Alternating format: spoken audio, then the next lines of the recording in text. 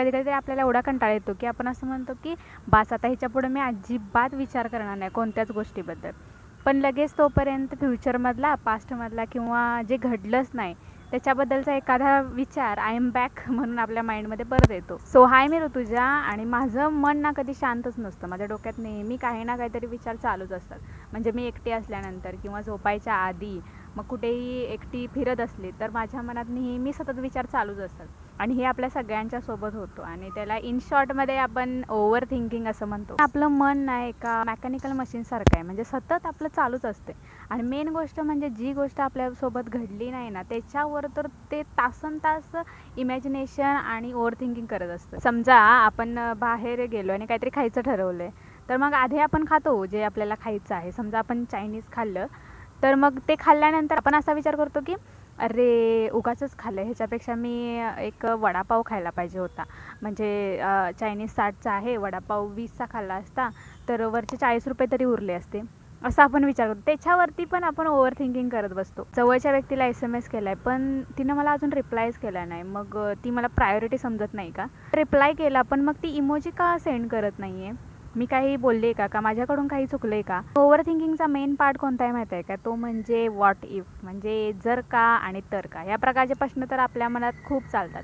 म्हणजे आपल्याला लाईफमध्ये खूप काही करायचं आहे, आपले खूप गोल्स मोठमोठे आहेत, पण त्या सगळ्याच्या आधी आपल्या मनामध्ये येणारा विचार तो म्हणजे जर का मी फेल झाले तर, जर का मला ती गोष्ट जमली नाही तर, जर का मला त्या लोकांनी सपोर्ट केला नाही तर, किंवा लोकांनी मला चांगलं म्हणलं नाही तर आणि तर, किंवा मी फेल झाले तर, या सगळ्याबद्दल आपण इतकं ओव्हर थिंकिंग करतो की ती गोष्ट आपण करतच नाही.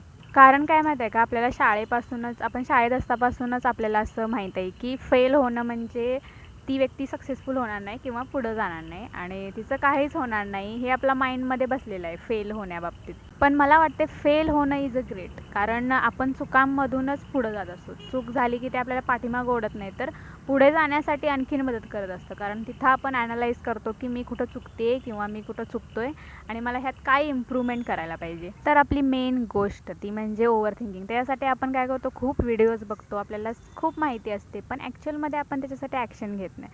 पण मला काय वाटतं माहिती आहे का, ह्याच्यासाठी आपल्याला फक्त एकाच गोष्टीची गरज असते, ती म्हणजे ब्रेक. म्हणजे थोडा स्वतःसोबत टाईम घालवणं, म्हणजे लाईक स्विच ऑफ आवर ब्रेन. म्हणजे काय, एक अशी गोष्ट म्हणजे जी करताना आपण सगळं काही विसरतो. मेन म्हणजे माझी फेवरेट गोष्ट, जर का आपल्याला ओव्हर थिंकिंग होत असेल ना, तर आपण पेन आणि पेपर घेऊन किंवा नोटबुक घेऊन त्यावरती आपल्या मनात जे थॉट्स येत आहेत त्याच्याबद्दल लिहून काढलं पाहिजे. कोणत्या विषयावरती मला असं वाटते, का वाटते, आणि जेव्हा आपण राईट करतो आपले थॉट्स आणि त्याबद्दल नेमकं काय वाटतं हे सगळं लिहून काढतो, तेव्हा खूप छान रिलीफ फील होतं आपल्याला आणि मनावरचं खूप मोठं ओझं कमी झालं आहे असं वाटतं. काय आहे ना, आपल्या ब्रेनला त्या फिलिंगमधून जायचं नसते. म्हणजे एखादी गोष्ट बिघडणार असेल असा आपण विचार करतो, म्हणजे त्या फिलिंगमधून आपल्याला जायचं नसते.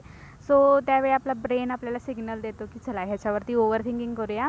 आणि ओव्हर थिंकिंग आणि इमॅजिनेशन केलं की तिथं आपल्याला सॅटिस्फॅक्शन भेटतं की ही गोष्ट अशी होणार, पण ती आपल्याला त्यानुसार नाही झाली की परत आपण सॅड होतो. सो त्यामुळे जेव्हा ओव्हर थिंकिंग होईल तेव्हा आपण स्वतःला जज नाही केलं पाहिजे, कारण ही सवय सगळ्यांच्यामध्ये असते. आणि ओव्हर थिंकिंग करतो आहे म्हणजे मी वाईट आहे किंवा मी कधी बदलू शकणार नाही असा त्याचा अर्थ नाही आहे. आपण कोणतीही गोष्ट ठरवली तर ते आपण करू शकतो, फक्त आपल्यामध्ये पॉझिटिव्ह माइंडसेट पाहिजे आणि ती गोष्ट बदलण्याची जिद्द पाहिजे. इम्पॉर्टंट गोष्ट म्हणजे जेव्हा आपल्याला ओव्हर थिंकिंग फील होईल ना, तेव्हा आपण बाहेर नेचरमध्ये जाऊन वॉक केलं पाहिजे. बाहेर आल्यानंतर खूप असं रिलीफ आणि खूप छान पॉझिटिव्ह वाटतं आणि तिथं आपले इमोशन्स आणि जे विचार आहेत ते लगेच चेंज होतात, म्हणजे बाहेरचं इन्व्हायरमेंट बघून. सो मला वाटतं जेव्हा आपल्याला ओव्हर थिंकिंग होईल तेव्हा आपण बाहेर पडून एक छान वॉक घेऊन यायला पाहिजे. काही विचार तर असे असतात ज्यांच्यामध्ये काही अर्थ पण नसतो, त्याबद्दल सुद्धा आपण खूप ओव्हर थिंकिंग करत बसतो. सो नेक्स्ट टाईम जेव्हा डोकं जड होईल, विचारांचा मनात गोंधळ उडेल, तेव्हा राईट डाऊन करू किंवा त्याबद्दल असा विचार करू की ही गोष्ट माझ्यासाठी चांगली आहे का, किंवा यातून मला बेनिफिट भेटणार आहे का, आणि मी हा विचार का करते, हा माझ्यासाठी चांगला आहे की नाही. सो याचं जेव्हा आपण ॲनालाइज करू तेव्हा आपल्याला आपलं उत्तर नक्कीच भेटेल. आय होप तुम्हाला हा व्हिडिओ आवडला असेल आणि थोडाफार हेल्पफुल ठरला असेल. Thank you for watching my video. Bye bye.